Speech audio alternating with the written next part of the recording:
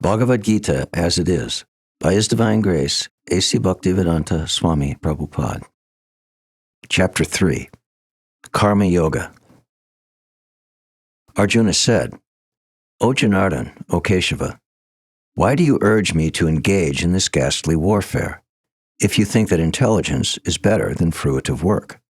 My intelligence is bewildered by your equivocal instructions. Therefore, please tell me decisively what is most beneficial for me. The Blessed Lord said, O sinless Arjuna, I have already explained that there are two classes of men who realize the self. Some are inclined to understand him by empirical philosophical speculation, and others are inclined to know him by devotional work. Not by merely abstaining from work can one achieve freedom from reaction, nor by renunciation alone can one attain perfection. All men are forced to act helplessly according to the impulses born of the modes of material nature. Therefore, no one can refrain from doing something, not even for a moment. One who restrains the senses and organs of action, but whose mind dwells on sense objects, certainly deludes himself and is called a pretender. On the other hand, he who controls the senses by the mind and engages his active organs in works of devotion, without attachment, is by far superior. Perform your prescribed duty, for action is better than inaction. A man cannot even maintain his physical body without work. Work done as a sacrifice for Vishnu has to be performed, otherwise work binds one to this material world. Therefore, O son of Kunti, perform your prescribed duties for his satisfaction, and in that way you will always remain unattached and free from bondage.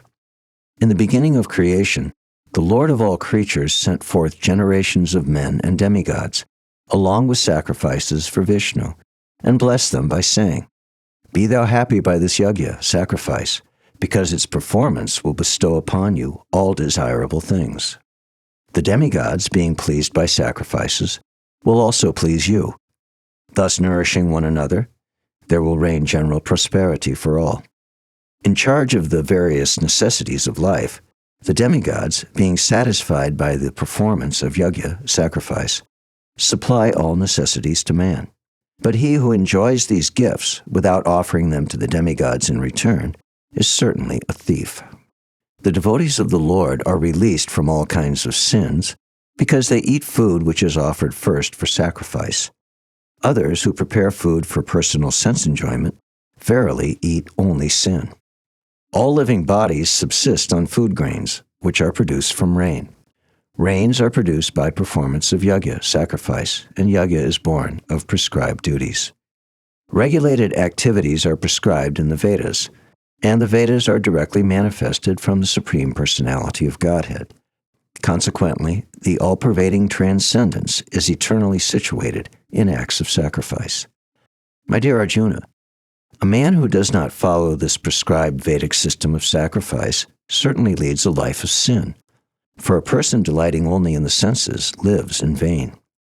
One who is, however, taking pleasure in the self, who is illumined in the self, who rejoices in and is satisfied with the self only, fully satiated, for him there is no duty. A self-realized man has no purpose to fulfill in the discharge of his prescribed duties, nor has he any reason not to perform such work, nor has he any need to depend on any other living being. Therefore, without being attached to the fruits of activities, one should act as a matter of duty, for by working without attachment, one attains the supreme. Even kings like Janaka and others attain the perfectional stage by performance of prescribed duties. Therefore, just for the sake of educating the people in general, you should perform your work. Whatever action is performed by a great man, common men follow in his footsteps. And whatever standards he sets by exemplary acts, all the world pursues. O son of Pritha, there is no work prescribed for me within all the three planetary systems, nor am I in want of anything, nor have I need to obtain anything, and yet I am engaged in work. For if I did not engage in work, O Partha, certainly all men would follow my path. If I should cease to work, then all these worlds would be put to ruination. I would also be the cause of creating unwanted population, and I would thereby destroy the peace of all sentient beings. As the ignorant perform their duties with attachment to results, similarly the learned may also act, but without attachment, for the sake of leading people on the right path. Let not the wise disrupt the minds of the ignorant who are attached to fruitive action. They should not be encouraged to refrain from work, but to engage in work in the spirit of devotion. The bewildered spirit soul, under the influence of the three modes of material nature, thinks himself to be the doer of activities, which are in actuality carried out by nature. One who is in knowledge of the absolute truth, Almighty Armed, does not engage himself in the senses and sense gratification, knowing well the differences between work in devotion and work for fruitive results. Bewildered by the modes of material nature, the ignorant fully engage themselves in material activities and become attached. But the wise should not unsettle them, although these duties are inferior due to the performer's lack of knowledge.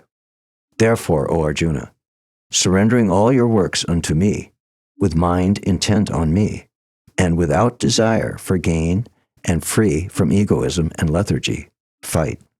One who executes his duties according to my injunctions, and who follows this teaching faithfully, without envy, becomes free from the bondage of fruitive actions.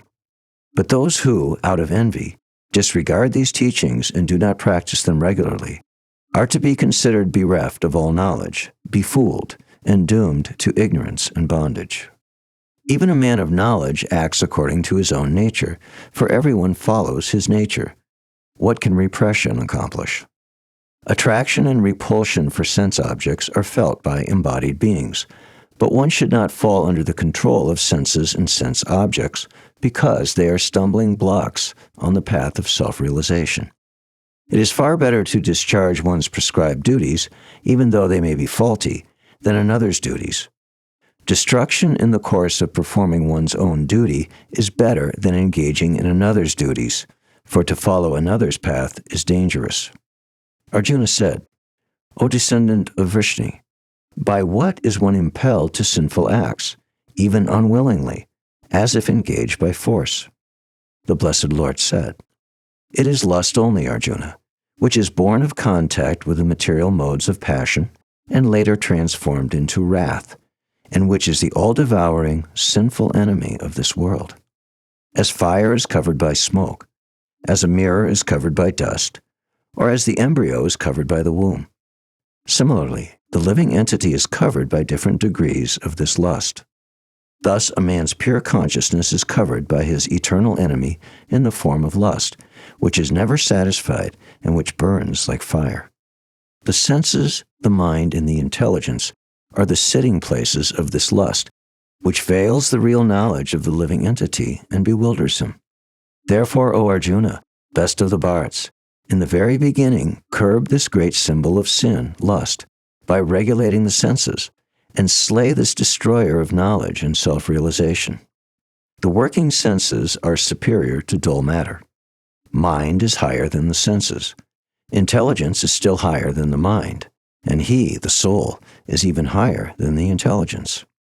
Thus, knowing oneself to be transcendental to material senses, mind, and intelligence, one should control the lower self by the higher self, and thus, by spiritual strength, conquer this insatiable enemy known as lust.